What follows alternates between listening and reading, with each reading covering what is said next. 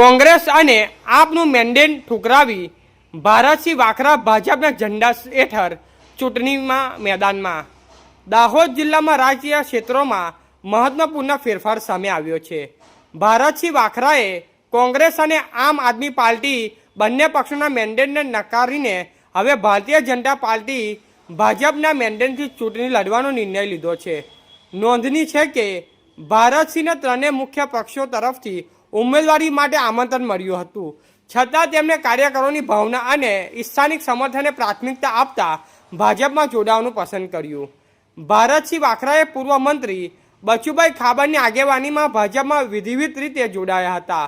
તેમના આ નિર્ણયના કારણે સ્થાનિક રાજકારણમાં નવી ચર્ચાઓ શરૂ થઈ હતી।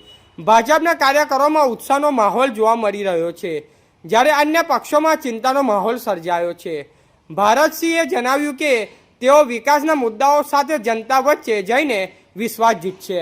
રિપોર્ટર વિપુલ કુમાર બારિયા, પીપલોદ।